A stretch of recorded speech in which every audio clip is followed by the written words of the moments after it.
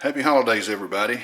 Thought we might just come out and do a little video on my next project since Santa Claus didn't stay here too long last night. Just kind of blew by. I think I heard him go by about 3 o'clock this morning, and just a brief trail of wind. Didn't leave anything. So this is going to be my next project. This is going to be my diesel fuel or diesel locomotive refueling and service facility.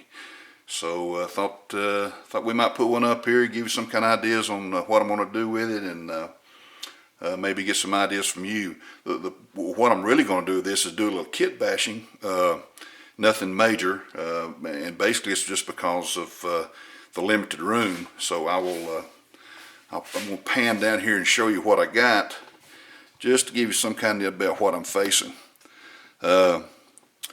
If you look over to starting at the right, going to the left, the first 3 lines there you see are classification. That'll be my classification yard. The 4th line there will be the main, and then right here, these 2 will be my locomotive servicing. Now the problem is, and I'm going to try to pan in here to where you can see, if you can see that little plate there. Let me get right there. Maybe you can see back here a little bit. Okay. Let's try this right there.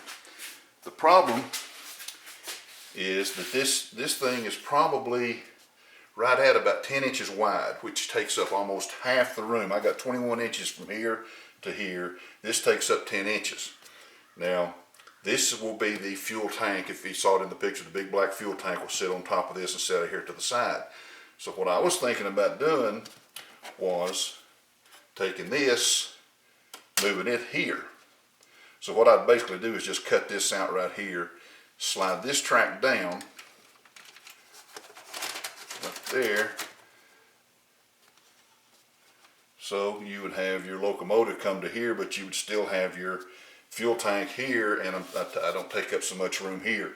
I don't know what the thinking is behind it, but to me, having a big diesel fuel tank sitting that close to a main line prototypically can possibly cause you some damage. Another reason I thought about putting it here is because I'm going to have somewhat of a gravel road. Now, I spent 40 years in the trucking business, and let me tell you something. When you bring diesel fuel in like this to put it in a tank, an above ground tank like this, you have to pump it in there. So if you get somebody coming in there who does not know what they're doing with the pump, or just for some reason is not paying attention, you have a connection that breaks, you have a hose that springs a leak, or you don't get your truck fully empty and you disconnect too soon, then you've got diesel fuel going everywhere.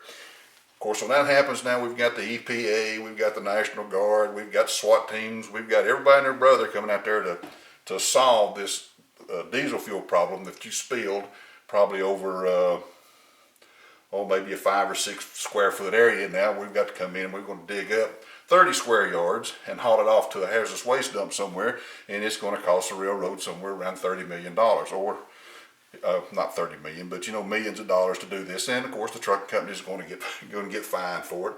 And so anyway, that's just the way that works. So what I thought also might be able to do was, once I cut this out right here, is cut out my foam here and just recess this so it would be basically an underground fuel tank with retaining walls.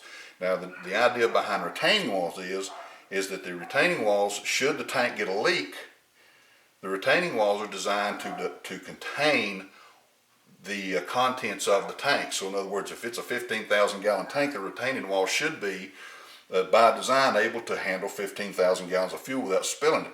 So if you recess this, then this puts it down low, and my containment is down there. So now I can bring a truck in, I solve one problem. I don't have to use a pump. Now I can come in, I can gravity feed.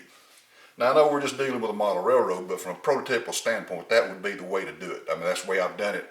When I did it, was just pull in, pull a hose out, let it run. It basically runs downhill. Problem solved. If you have any spill, it goes in that little containment there, and it don't amount to a hill of beans. You throw a little sand on it and you're good to go. So that's what I plan on doing. Nothing major. Going to just get the knives out and start cutting. If it works, it works. If it doesn't, it doesn't. So that's my idea. Whatever you got, be greatly appreciated. Just don't be bashful. Tell me what you think about it. And hope everybody got what they wanted for Christmas, lots of train stuff. And that'll do it till next time. Happy holidays, everybody.